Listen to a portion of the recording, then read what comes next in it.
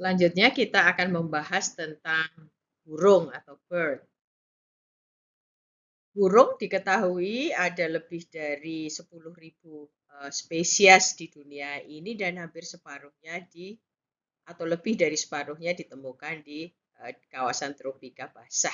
Nah, burung ini secara visual itu kan atraktif ya. Atraktifnya karena bulunya yang bagus, bunyinya yang suara yang indah begitu. Dan dia mudah diamati karena ukurannya banyak yang besar sehingga dia ini sangat bernilai. Bahkan saking bernilainya itu beberapa orang memelihara itu ya untuk pajangan di rumah begitu. Nah, hal yang lain adalah mungkin karena burung ini banyak menarik minat manusia ya, sehingga informasi tentang burung itu relatif banyak dibandingkan taxa-taxa hewan yang lain. Kita banyak menjumpai buku-buku identifikasi burung untuk berbagai region. Jadi burung ini ya menarik, ya untuk menentukan ini jenis apa itu tersedia banyak informasi. Sehingga kemunculan suatu burung atau hilangnya suatu burung itu mudah dikenali begitu. Jadi orang masyarakat tradisional itu mudah sekali membedakan satu burung satu dengan satu burung yang lain, kasih nama meski nama daerah, sehingga kemunculan dan kehilangannya ini mudah dideteksi. Nah, kondisi yang demikian ini membuat burung dikatakan gampang digunakan untuk memberikan indikasi terjadi perubahan lingkungan. Kalau burung berubah, burung ini muncul. Kalau burung berubah, burung ini hilang. Jadi mudah untuk uh, menggambarkan perubahan lingkungan. Ada yang mengatakan burung itu bisa digunakan sebagai bioindikator.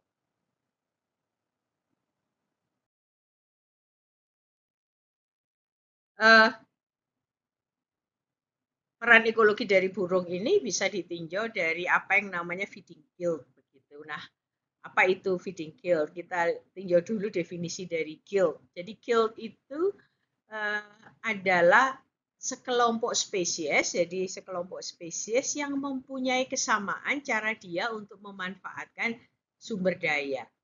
Nah, kalau feeding guild artinya sekelompok spesies yang punya kesamaan cara dia atau jenis makanan. Ya, nah satu guild itu bisa terdiri dari banyak spesies ya. Ini kelompok spesies.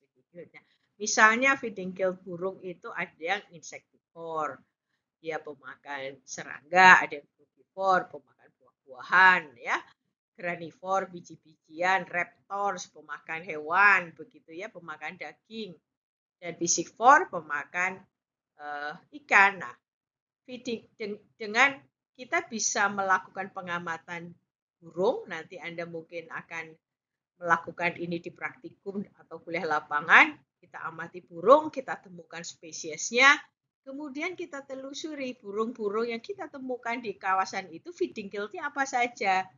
Nah, itu bisa memberikan clue tentang kompleksitas ekosistem. Misalnya begini, kalau kita menemukan raptors, itu kan pasti di situ ada hewan yang sudah bisa hidup di situ. Hewan sebagai makanannya raptor kan. Nah, hewan itu hidup di situ kan apakah dia juga karnivor atau dia herbivor, hewan itu dia bisa hidup di situ karena ada makanannya di situ ya. Jadi secara umum Anda ingat konsep rantai makanan dan jaring makanan ya. Semakin tinggi posisi hewan itu dalam klasifikasi rantai makanannya, maka misalnya predator puncak gitu, raptor di sebuah ekosistem itu dia bisa hidup di situ kalau dia ada makanannya kan, ya misalnya hewan ular begitu kan. Nah, ular itu bisa hidup di situ karena dia punya makanan kan. Apa makanannya ular? Tikus kecil misalnya. Nah, si tikus-tikus kecil itu harus ada juga makanan di situ. Apa rumput-rumputan, apa sisa makanan. Jadi dengan melihat jenis makanan dari burung-burung atau hewan secara keseluruhan itu kita bisa melihat kompleksitas ekosistem. Nah, kalau kita melakukan pengamatan, Jadi kita bisa melihat, bisa menebak kira-kira ekosistem itu isinya apa saja. Jadi kalau di sana banyak granivore, pasti banyak tumbuhan biji-bijian di sana. Kalau di sana ada piscivore, itu bisa ditebak. Kawasan itu pasti dekat danau, dekat sungai, atau dekat balong begitu ya. Jadi kita bisa memberikan indikasi ekosistem dari hanya melihat feeding gill. Nah, ini ada beberapa cuplikan dari overview beberapa feeding gill. Yang pertama, insectivore. Nah, kelompok burung insectivore itu banyak sekali dijumpai di hutan begitu. The most common forest bird ya, by species, number and abundance. Jadi banyak sekali insectivore di hutan. Nah, biasanya insectivore itu burung insectivore itu membentuk apa yang namanya mixed flock ya. Jadi kawanan ya, kawanan burung yang apa? Campuran begitu yang kemudian foraging together ya, makan bersama-sama di dalam sebuah kawanan. Biasanya kawanan burung itu terdiri dari core species ya, dan selain itu ada anggotanya begitu.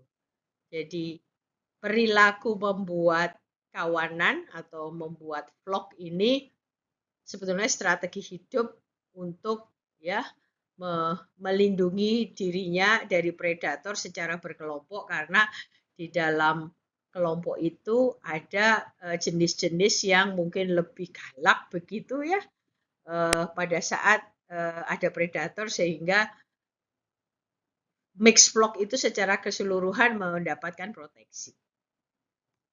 Nah, kemudian yang lain, nah feeding glit, flower visitor ini juga penting ya. Jadi nektar itu bagi tumbuhan itu penting ya.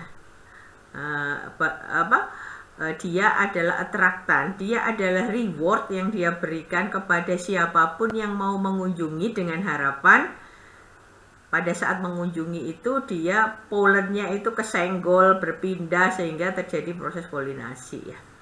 Jadi ini sebagai reward untuk attract animals untuk mengunjungi dia. Jadi tumbuhan itu, saya katakan tadi, tumbuhan itu butuh hewan untuk polinator, untuk dispersal. Jadi tumbuhan itu juga berlomba-lomba secara evolusi untuk mengembangkan organ yang menarik hewan gitu.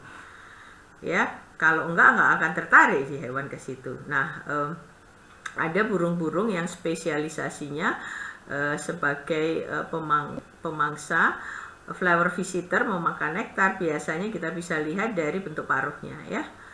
Bentuk paruhnya itu memungkinkan dia menghisap cairan yang dihasilkan oleh tumbuhan begitu. Oke.